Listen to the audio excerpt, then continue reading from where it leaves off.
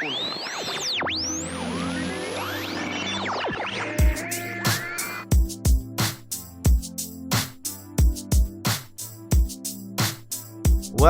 to the SportsBar Life. I'm your host, Sri Viswasam. Thank you for tuning in. The SportsBar Life is home to your major event sporting coverage, and we preview major sporting events across the globe on a weekly basis. So this week, we talk tennis, and we preview the season-ending ATP Tour Finals being held in London, England between November 12 and November 19. To preview this event, we chat to one of the most well-known tennis journalists in the world, Jon Wertheim of Sports Illustrated, where we'll not only preview this event, but also look at the tennis season as a whole for both the men's and women's circuit, and as a bonus, take a look at some of the major players in the Australian tennis scene to round off our discussion. So before we start, make sure you subscribe to this show on the platform you're listening to this program to be kept up to date with all our future shows. So let's get to it, and here we chat to Jon Wertheim of Sports Illustrated. Thanks for joining us, Jon. It's great to have you on the SportsBar Life today. Oh, thanks. Good to be here. Fantastic. So we've had quite an interesting year in tennis. We'll focus on men's tennis first, given the ATP Tour Finals are set to kick off. So what can you say about the year in men's tennis? I think this year in tennis redounds to two words, Nadal and Federer. I mean, obviously, no one would have predicted this, that at ages 36 and 31, these two rivals, these two great players would split the four majors. We saw them in Melbourne on the last Sunday in January, and they played in the final, and it was this great throwback. I don't think anyone would have predicted that those two guys would win all four majors, finish number 1 and 2 in the rankings, and some of this, of course, owes to the injuries and the decline of Murray and Djokovic, who started the year 1 and 2, and some of this owes to this excellent elevated play of these two great champions. But yeah, it's a strange year. If you had said a year ago that, look at the field in London and Federer and Nadal would be 1-2 and Wawrinka, Murray, Djokovic and Raonic and Shakori, those guys wouldn't be there.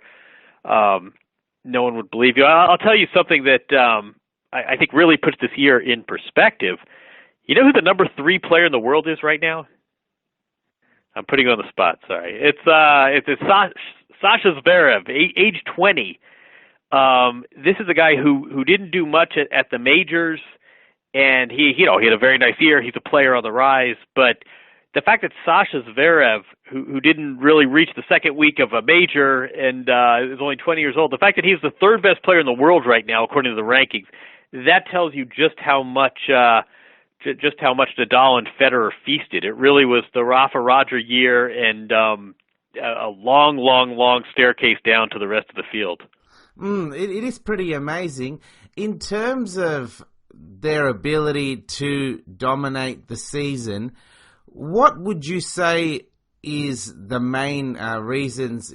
Is it the injuries to the other guys, or would you say the form of themselves? I think both of these guys are at full health, or at least were at full health for most of the year. And they're really, sometimes we forget this, these two guys are really, really, really good tennis players. They're really good competitors. They're really professional, so they don't have mental lapses. They don't, lose a lot of matches they shouldn't lose. They play their best at majors and best of 5. It only accentuates their strengths. No question they benefited from the fact that Djokovic and Murray both were injured and a little bit out of sorts personally and really declined. Very, very few of, I don't think Nadal, I don't have this in front of me, but, very, very few of Federer and Nadal's wins came against Murray and Djokovic, in large part because those two guys didn't last that long in the tournament. So no question Federer and Nadal benefited from the the sort of disappearance of the other two members of the Big Four.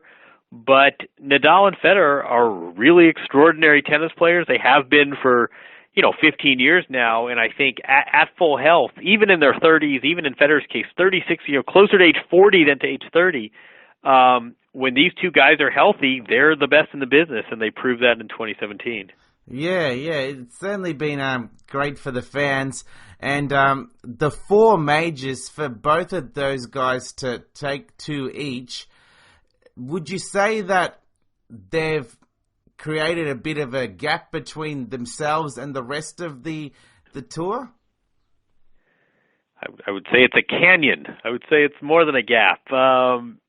Yeah, no question. I mean, remember, too, that Federer didn't play the French Open, and they played in the finals of the U.S. Open. So really, these two guys were in the finals of, whatever it is, five of the 7 opportunities.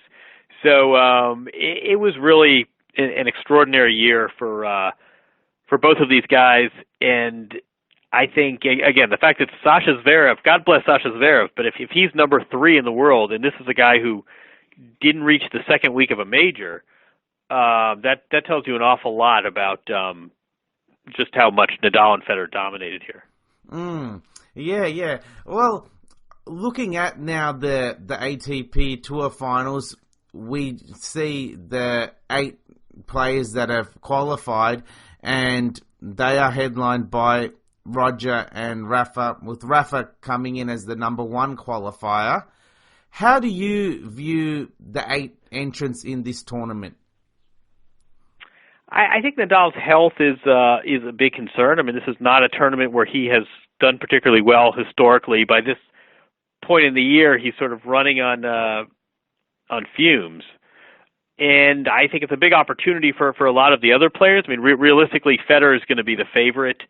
The court surface is to his liking. He usually finishes the year quite strong. Remember, he didn't play the Paris event, so he's probably quite rested.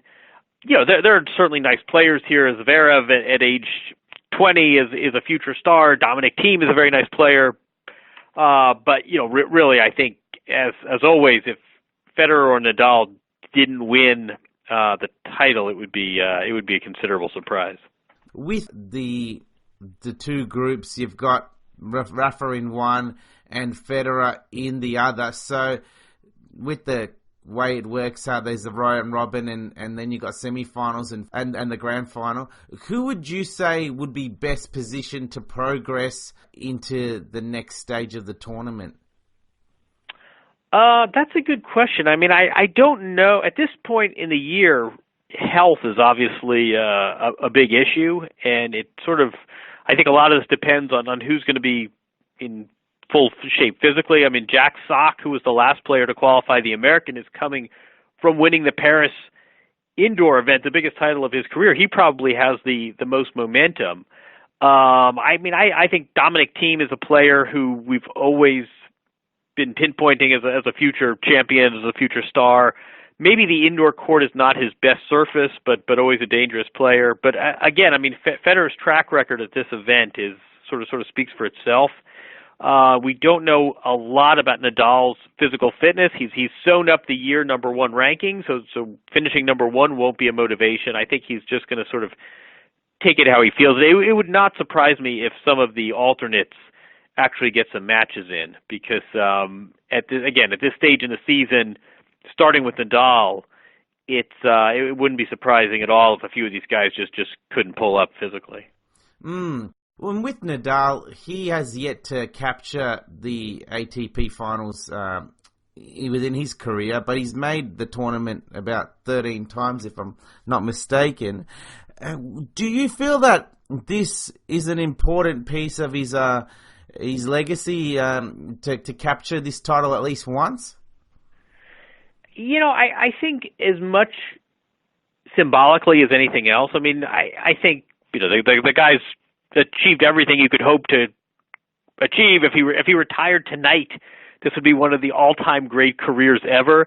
But I do think it sends a message when you finish the year this strong. I mean, it's sort of the endurance sport mantra of finish strong. When it's the middle of November and you're still playing well, that sends a real message about your durability, about your professionalism. I think that's something that's underrated in the case of Federer, and I think it makes a very nice statement. But I think, obviously it would help Nadal. It would send a message if he did win this tournament. It's a little bit, for as many majors as he's won, he may win 20 majors before he's all done, but it is a little strange he's never won this year-end event. Again, the fast indoor court is probably not his choice surface, but it would send a nice message about durability if he finished the year on a high note, which is something he's never been able to do. Yeah, for sure. And for the listeners who may not be that familiar with this tournament, can you provide an insight into the meaning of this competition and how it sits within the landscape of the ATP Tour? Yeah, that's a good question, because it's not a conventional tournament, is it? I mean, it's really the only round-robin event, except for the event happening this week with the young players. So it's only open to the top 8. You're not going through a conventional draw. On the other hand, the field is obviously terrific. I mean, there are no easy matches when you're playing the top 8 guys in the calendar. The ATP, obviously relies on this for marketing. It's a big moneymaker for the tour. It's a nice year-end sort of extravaganza. I think it's great that they're holding it in London. For a long time, they bounced around, and it would be in Lisbon and in Hong Kong and in Houston, Texas, and I think it needed a permanent home, and it has a nice permanent home in London, even if the British player Andy Murray isn't in the field this year. A lot of money is at stake. A lot of ranking points are at stake. But it's a bit of a one-off just because you don't have the conventional tournament, one defeat and you're out. I mean, I think the players like the fact that they can have one bad match and still, in theory, win, which you get with this round-robin format. On the other hand, again, no easy matches when every single player in the field is inside the top 10. Yeah. I think it's pretty cool because, you get to see players play a number of matches and whether they progress or don't. In terms of qualification, you've got the Grand Slams that hold a significant amount of points, and then you've got the Masters 1000 series plus their best other results across the other types of tournaments available within the calendar. Do you like the way the qualification works in terms of accruing points across the year in order to qualify? Yeah, I think it makes sense, and I think it's nice to sort of have the, I think the cohesion of a year makes sense. It's a little strange in that players, can earn the vast majority of their points earlier in the season and sort of limp to the finals. But, in most years it comes down, there's a bit of a race to see who's going to make it into the field. Again, there's a lot of money at stake for a guy like Jack Sock. It's a big deal for him to have made this field and the six-figure payday that goes with it. And it's a nice, again, you're in a global city, you're in London. I think it's a nice way to end out the season. I think you don't necessarily, at this stage in the game, it's such a physical sport, I don't think it makes sense to hold a major as the grand finale. I think the players are just too beaten up at this point. These matches are best of 3 sets, obviously, so that helps, and I think it's a nice event to end the year on, for sure. Yeah, and I'm sure you get this question asked a lot. In terms of looking at the two giants within this competition and this year, Roger Federer and Rafael Nadal, how do you view the two as in terms of who's the more accomplished performer? I know that Federer's got the lead in the Grand Slams, but is that the only way is that the easiest way to decide who's the better player? No, I mean, obviously Grand Slams more than ever are are the great milestone, the great yardstick. But no, I mean, I think there's a lot that goes into it. I think the fact that, head to head matters more to person X than to person Y, and longevity matters more. I mean, I think there's a number of factors you can look at. I mean, obviously you can make a strong case for both of these guys. When they're contemporaries, one thing I like to look at is prize money. I think the prize money tracks the prestige of events pretty well. And, people say, well, should Andy Murray? Why is it the Big Four and not the Big Five? Look at Andy Murray versus Stan Wawrinka. They have the same number of majors. And yet you point out that Andy Murray's won roughly twice the prize money of Stan Wawrinka, and I think that's pretty salient. No, with Federer and Nadal, I mean, look, Federer has, his career has spanned more majors. He's won more majors. Has sort of a wider distribution. Nadal, obviously, more than half of his have come at the French Open. I mean, I think if they both quit playing today, Federer probably has the superior credentials. On the other hand, Nadal's 5 years younger. But I think the fact that it isn't this easy conversion chart and the factors that might be more important to me might be less important to you, I think that makes for a fun discussion. So, I mean, Nadal's beaten Federer the majority of times they've played, even after going 0-4 this year. Nadal has beaten Federer in the most important matches. He has a vastly superior record when they've met at majors and in finals. You could make a very compelling case for Rafa Nadal. Again, when both careers are over, I think we can have a little bit more clarity. But I think the fact that there's no sort of obvious and easy answer, and different factors can be weighted differently and different criteria mean more to certain people, I think that it's part of the fun. Yeah, definitely. And with Rafa, if had he won the Australian Open final in January, he would have had 2 Grand Slams victories across all 4. Do you think that there is still a slight knock on him as far as concentration of Grand Slams is concerned, how he's got the 10 at Roland Garros, but there's still a perception out there that he is more a clay court specialist than an all-court performer? I mean, I think, he just won the U.S. Open. He's won Wimbledon multiple times. I think that Nadal sort of established himself as more than a clay courter. On the other hand, he could argue the reverse and say, look, I've had more success at this Grand Slam than any other player has ever had at any other major. Shouldn't that count for something? I mean, I'm better on clay than any other player is on any other surface at any other major. So you could, again, I mean, I think my temptation would be to say it would be nice if the Grand Slams were a little bit more spread out. I mean, obviously he's only won the Australian Open one time. Having said that, you could obviously, Nadal fans would be inclined to do this. You could spin this the other way just as easily and think, shouldn't he be rewarded for this absolute dominance? I mean, his record at Roland Garros is just a joke, and he won for the first time in 2005, and 12 years later, it was probably his most dominant French Open. So, you could argue either way on that. Yeah, it's certainly an enjoyable discussion. And with Roger, given the comeback he's made this year and the fact that he's pretty much won, if I'm correct to say, 7 tournaments out of 11, the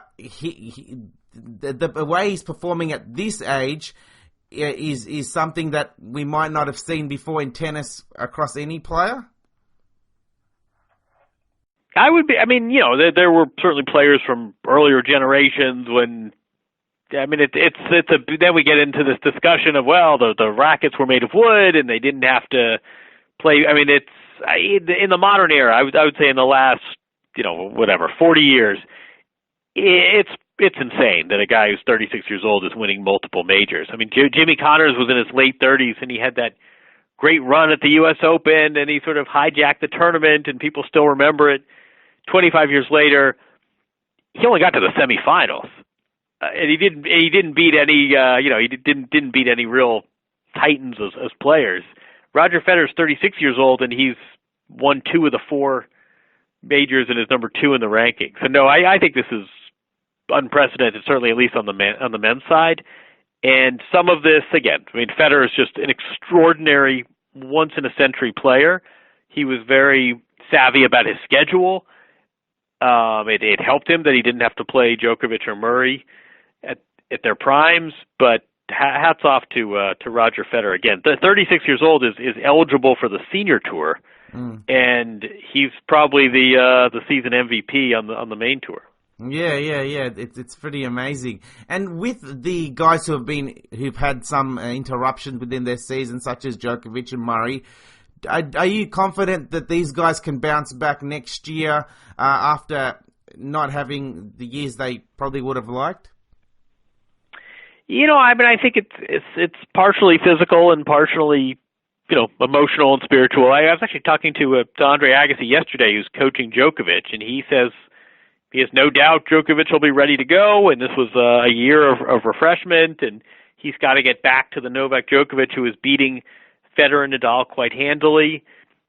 And, again, 30 years old is not what it used to be, and this will either be a break for both those players that was much needed, and they could sort of clear their minds a little bit and rest up physically, or else maybe this is the start of the decline. But definitely one of the big storylines for 2018 is the status of Djokovic and Murray, who are both younger than Federer and Nadal. Neither of them will be ranked in the top 10. They may not even be close to the top 10. And the two older members of the Big Four are 1-2. So we were in a very different place than we were 12 months ago. We obviously all want to see if Federer and Nadal can keep this thing going, if Federer can defend in Australia, if Nadal can defend having won the previous major at the U.S. Open. But really the status of all four of those guys are big storylines. Yeah, for sure. It'd certainly be interesting to see.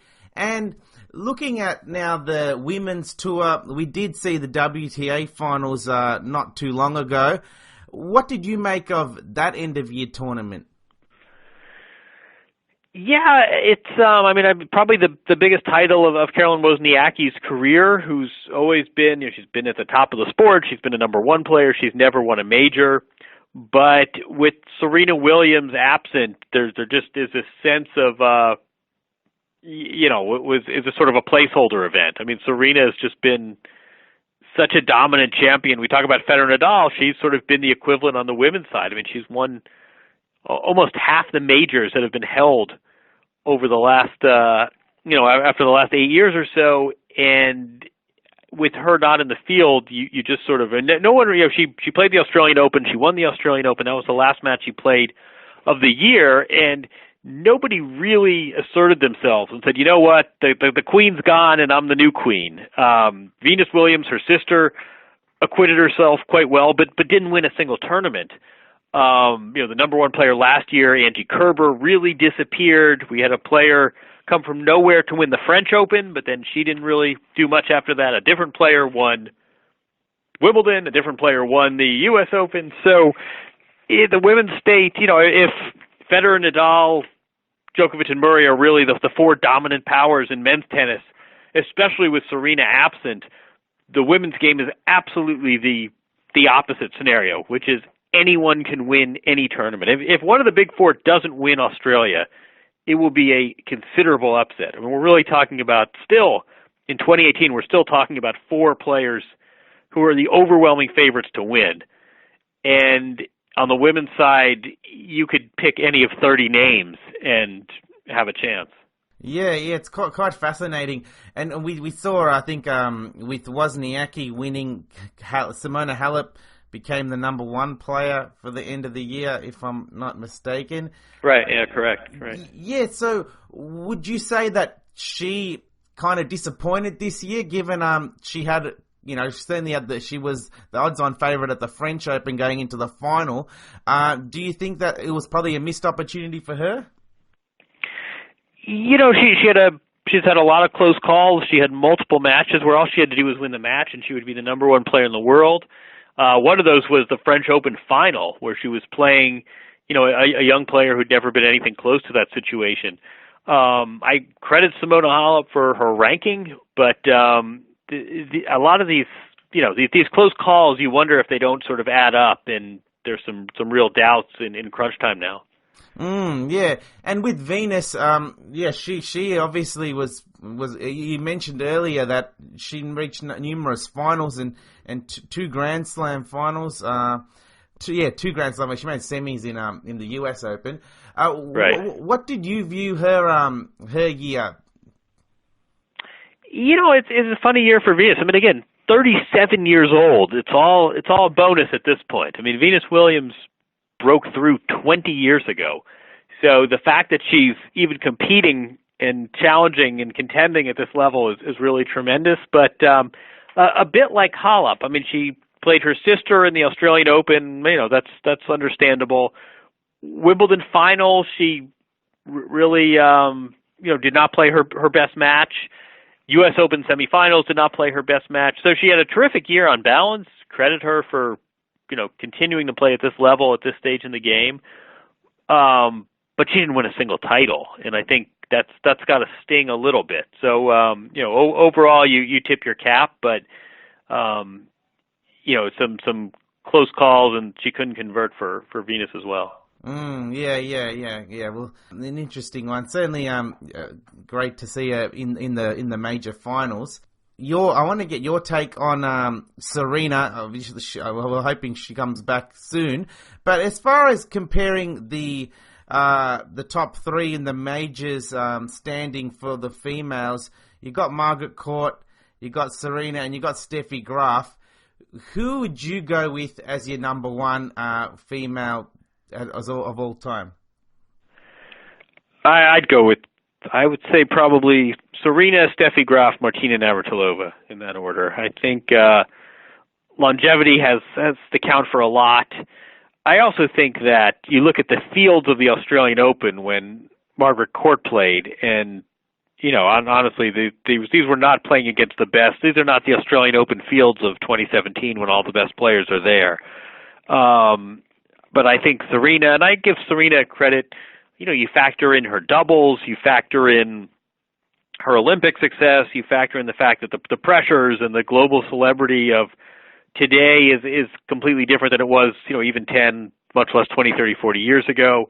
And again, longevity too. I mean, Serena won her first major title in the 1990s, and she also won the 2017 Australian Open. So I think on balance, Serena takes it. Steffi Graf, obviously a terrific career, and the great Martina Navratilova. I think that in the case of women's tennis, career majors won is not equivalent to best players. Yeah. No, that's good to know. And before we finish today, you certainly like to get your take on some of our Aussies competing on the circuit. Obviously, the biggest star for us and the one who gets the most headlines is Nick Kyrgios. How have you viewed his development, and in particular his how he's been going this year?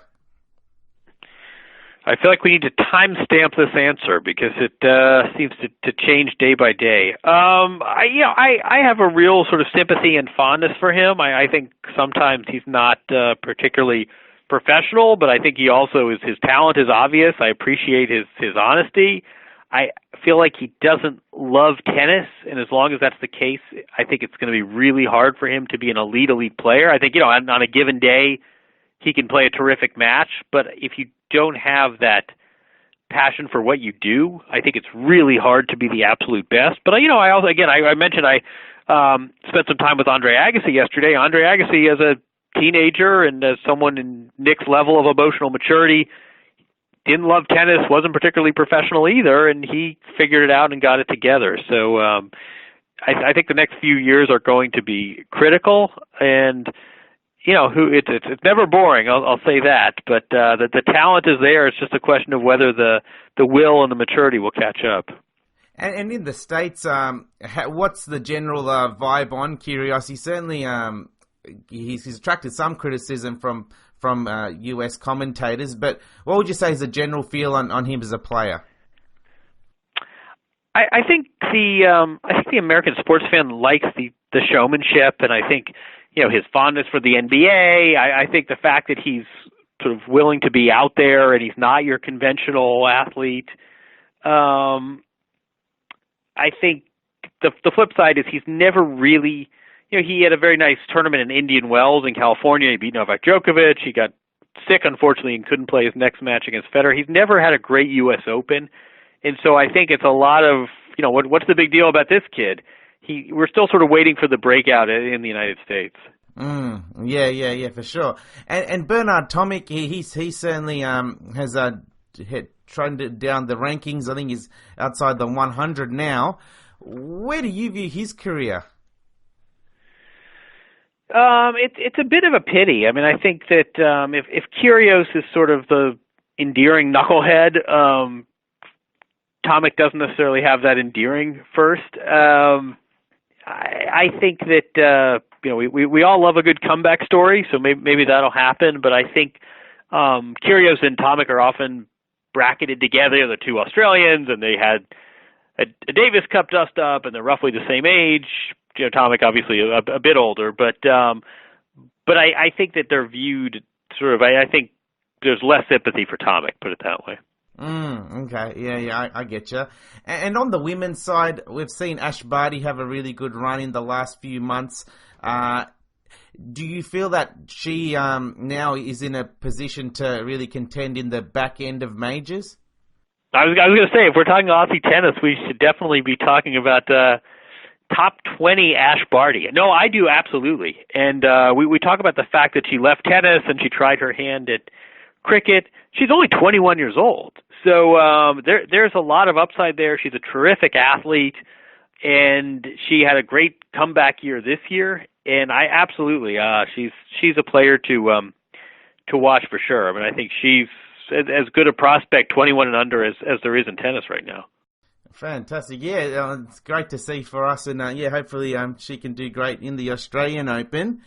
And yeah, before we go, I would like to get your predictions. That's a good question. I mean, I think Federer is the player to beat. I think we're all waiting to see what Nadal's physical state is, but even so, I mean, just sort of the track record. It's Federer on that surface. He's not far from home. I mean, just sort of everything lines up quite nicely for him. Okay. And as far as your role, can you give us an idea of what you'll be doing over the next week in terms of covering this event at the ATP Tour Finals, and just a general overview to our listeners in case they weren't aware of all the work you do in the world of tennis? Oh man, yeah. I mean, I'll be in the United States. Obviously, I'm not going to London this year, but I'll be following the results closely and doing pieces for Tennis Channel. And honestly, I cover more than tennis, so just this time of the year, it's really as much about other sports as the tennis. But I'll be gearing up for Australia in 2 months here. Fantastic. Yeah, no, that'll be great. And before we go, what's the best way for our listeners to keep in touch with all things Jon Wertheim? Oh, man. I guess it depends where they are, but we'll be doing the 60 Minutes show and Sports Illustrated, and probably just following on Twitter is probably the best way. Great. And what's your Twitter handle? Jon, Jon _ Wertheim. So Jon _ Wertheim. All right, fantastic. Awesome. And before we go, is there any final messages about tennis that you'd like to send to our fans here in Australia? It's a great sport. The storylines keep coming. It always very unpredictable, and we'll be in Australia. We'll be in Melbourne in 2 months. Fantastic. Well, thank you so much for your time, Jon. It's been great to get all your insight, and I'm sure our listeners really enjoyed your perspective on not only the ATP Tour Finals, but in tennis as a whole. You got it. I appreciate it. Thanks so much. Great to chat to Jon. Terrific insight into the ATP Tour Finals and look back at both the men's and women's seasons. Certainly, great tennis has been played, and if you are a fan of Roger Federer and Rafael Nadal, you'll certainly be happy with how they've performed over the course of the year. So that's our show for the week. Make sure you hit the subscribe button on the platform you're listening to this show to be kept up to date with all our future episodes, and hit us up on Twitter and Facebook at SportsBar Life. Thank you for listening today, and I hope you enjoy the ATP Tour Finals.